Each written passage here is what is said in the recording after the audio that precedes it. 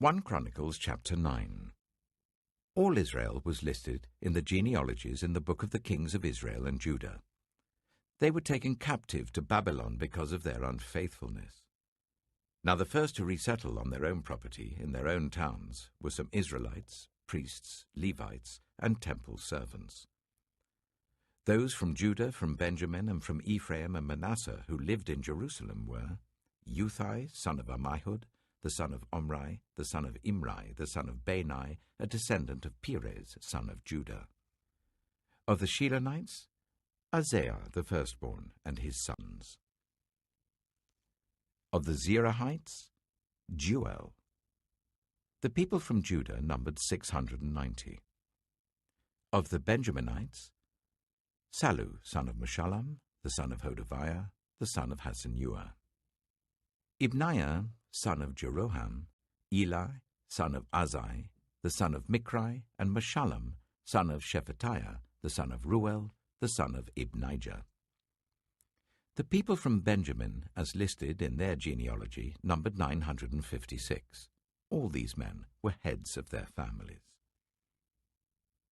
Of the priests, Jedaiah, Jehoiarib, Jachin, Azariah, son of Hilkiah, the son of Meshullam, the son of Zadok, the son of Meraioth, the son of Ahitub, the official in charge of the house of God. Adaiah, the son of Jeroham, the son of Pashur, the son of Malchijah, and Maasai, son of Adiel, the son of Jazarah, the son of Meshullam, the son of Meshillemeth, the son of Immer. The priests, who were heads of families, numbered 1,760. They were able men, responsible for ministering in the house of God. Of the Levites, Shemaiah, son of Hashub, the son of Azrikam, the son of Hashabiah, a Merarite, Bakbakkar, Heresh, Galal, and Mattaniah, son of Micah, the son of Zichri, the son of Asaph, Obadiah, son of Shemaiah, the son of Galal, the son of Jeduthun, and Berechiah, son of Asa, the son of Elkanah, who lived in the villages of the Netophathites. The gatekeepers, Shallum, Akub, Talmon, Ahiman, and their fellow Levites, Shallum their chief, being stationed at the king's gate on the east up to the present time. These were the gatekeepers belonging to the camp of the Levites.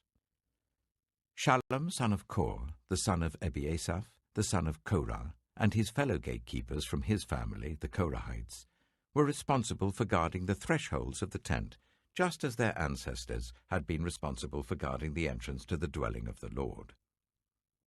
In earlier times, Phinehas, son of Eleazar, was the official in charge of the gatekeepers, and the Lord was with him.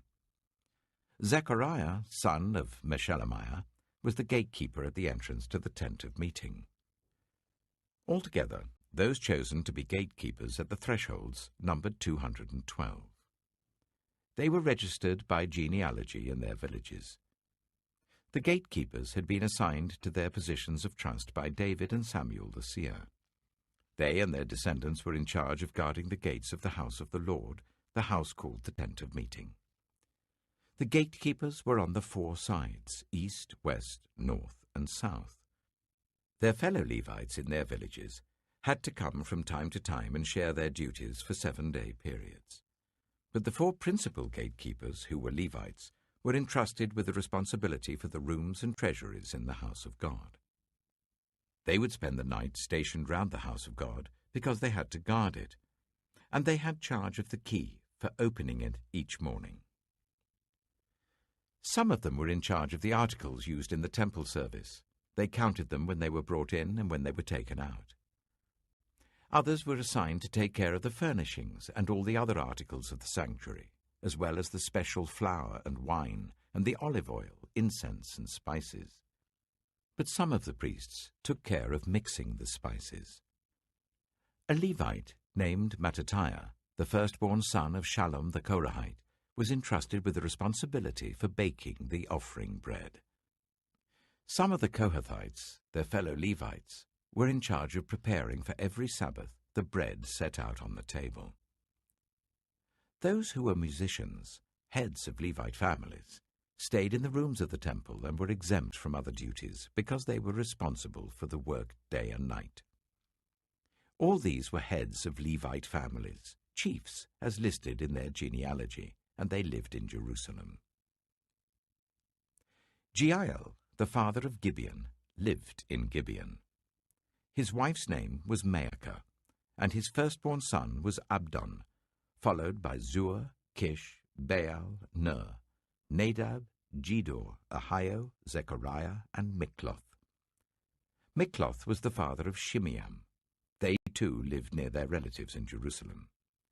Ner was the father of Kish, Kish the father of Saul, and Saul the father of Jonathan, Malchishua, Abinadab, and Eshbaal. The son of Jonathan, Merib-Baal, who was the father of Micah. The sons of Micah, Pithon, Melech, Teriah, and Ahaz. Ahaz was the father of Jada. Jada was the father of Alameth, Azmaveth, and Zimri was the father of Moza. Moza was the father of Bineah. Raphiah was his son, Eleazar his son, and Azel his son. Azel had 6 sons, and these were their names: Azrikam, Bokeru, Ishmael, Sheariah, Obadiah, and Hanan. These were the sons of Azel.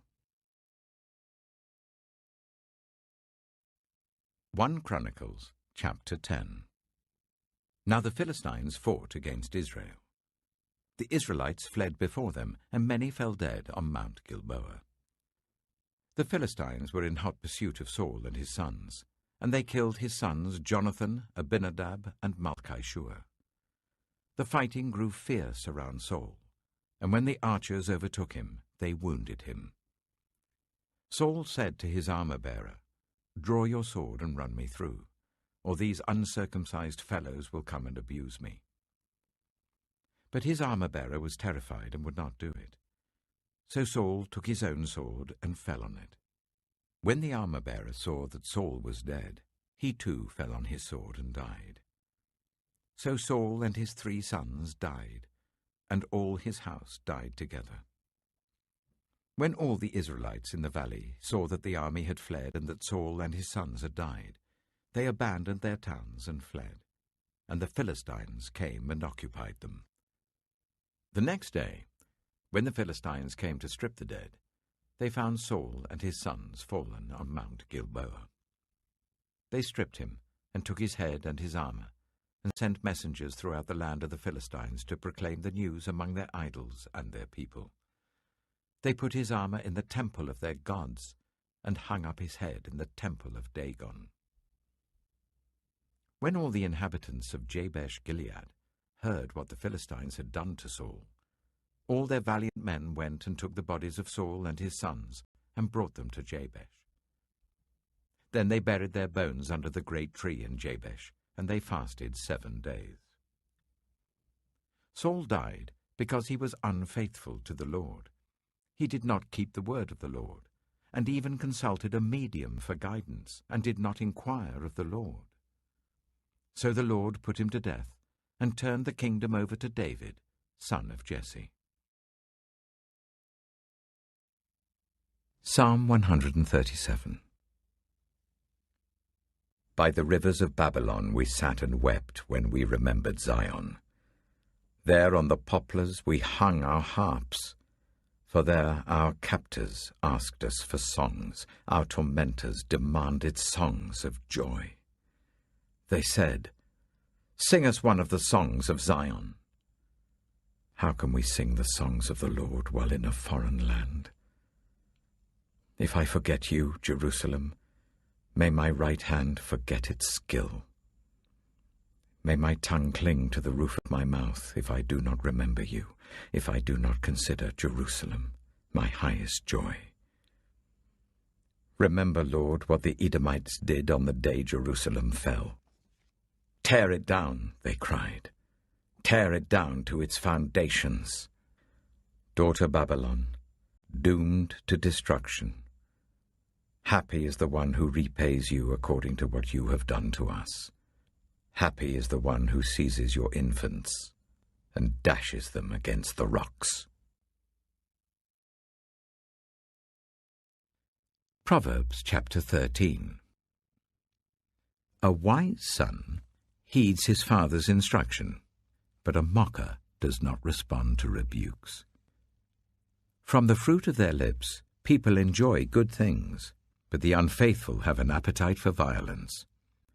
Those who guard their lips preserve their lives, but those who speak rashly will come to ruin. A sluggard's appetite is never filled, but the desires of the diligent are fully satisfied. The righteous hate what is false, but the wicked make themselves obnoxious and bring shame on themselves. Righteousness guards the person of integrity, but wickedness overthrows the sinner.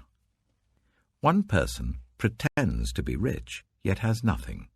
Another pretends to be poor, yet has great wealth.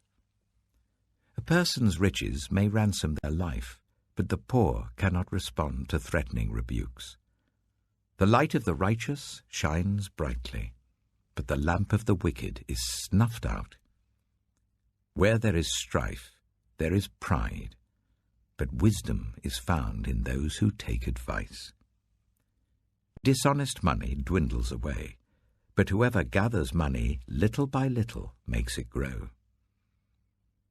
Hope deferred makes the heart sick, but a longing fulfilled is a tree of life. Whoever scorns instruction will pay for it, but whoever respects a command is rewarded. The teaching of the wise is a fountain of life, turning a person from the snares of death. Good judgment wins favor, but the way of the unfaithful leads to their destruction. All who are prudent act with knowledge, but fools expose their folly. A wicked messenger falls into trouble, but a trustworthy envoy brings healing. Whoever disregards discipline comes to poverty and shame, but whoever heeds correction is honored. A longing fulfilled is sweet to the soul, but fools detest turning from evil. Walk with the wise and become wise, for a companion of fools suffers harm. Trouble pursues the sinner, but the righteous are rewarded with good things. A good person leaves an inheritance for their children's children, but a sinner's wealth is stored up for the righteous. An unplowed field produces food for the poor, but injustice sweeps it away. Whoever spares the rod hates their children, but the one who loves their children is careful to discipline them. The righteous eat to their heart's content, but the stomach of the wicked goes hungry.